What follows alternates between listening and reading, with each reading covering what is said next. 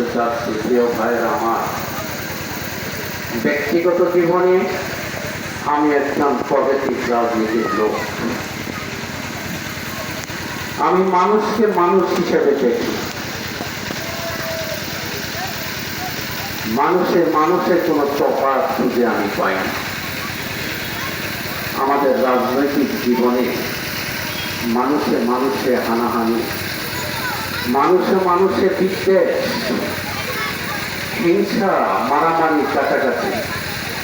আমি যখন এই সবাই আসি, ভাইজাত এলাকার কাছাকাছি যখন আসি, ঠিক তখনও দেখলাম একটা মানুষ রক্তাক্ত অবস্থায় টেনে হাসপাতালে নিয়ে যাচ্ছে। একটা মানুষ যদি মানুষকে হত্যা করে, মানুষ যদি মানুষকে মারে, এগুলো হলো পশুসুলভ আচরণ। আমরা এটা পছন্দ করি না। বাংলাদেশের রাজনীতিতে একটা দুঃসহ, সবথেকে লজ্জাজনক একটা সংস্কৃতি দীর্ঘদিন যাবৎ চালু রয়েছে।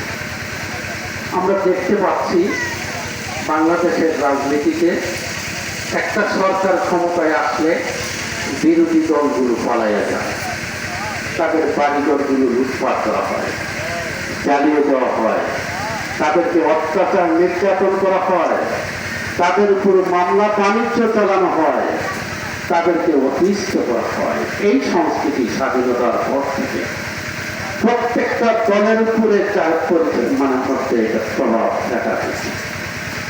আমরা 54 বছরের ইতিহাসে যে সরকারগুলো দেখেছি, প্রত্যেকটা সরকার যখন সরকারে ছিল, তার বিরোধী দলের উপরে এই ধরনের নির্যাতন নিষ্পেষণ ছিল। বাংলাদেশের এই জমিন, পাথারিয়ার এই জমিন, যদুনাথপুরের এই জমিন সকল মানুষের জমি। এই জমিনে যেমন আওয়ামী লীগ থাকবে, এই জমিনে তেমনি বিএনপি থাকবে, আমার ওই ভাইয়েরাও থাকবে।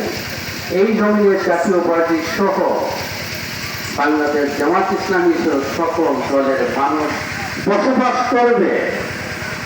রাজনৈতিক একটা সম্প্রীতি বিরাজমান থাকবে। এক দল আরেক দলের উপর নির্যাতন নিষ্পেষণ করবে, এই জিনিসটা খুব ভালো জিনিস নয়। বাংলাদেশ জামাত ইসলামী যদি ক্ষমতায় যায়, আমি যদি আল্লাহ রাব্বুল আলামিনের বারাকা পাই এবং আপনাদের দোয়া এবং সহযোগিতা যদি পাই, এই ধনবাড়ির মধুপুর থেকে এই রাজনৈতিক এই খারাপ চর্চাটাকে আমি জিরো পর্যায়ে নিয়ে আসবো ইনশাআল্লাহ। সকল দলের মানুষদেরকে সাথে নিয়ে, সকল দলের নেতৃবৃন্দের পরামর্শ নিয়ে আমার কৃষক, শ্রমিক, রিক্সাওয়ালা, ভ্যানওয়ালা সকল ভাইদেরকে সমমূল্যায়ন করে তাদের পরামর্শ নিয়ে এই ধনবাড়ি এবং মধুপুরটাকে একটা সুন্দর করে গড়ে তুলতে চাই। এই ধনবাড়ি মধুপুর হবে সকল দলের, সকল মতের, সকল ধর্মের মানুষের হবে অভয় আচরণ।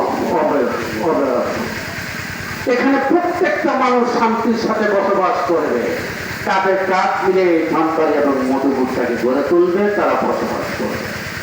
রাজনৈতিক হানাহানি, বিদ্বেষটাকে আমি দূরীভূত করতে চাই।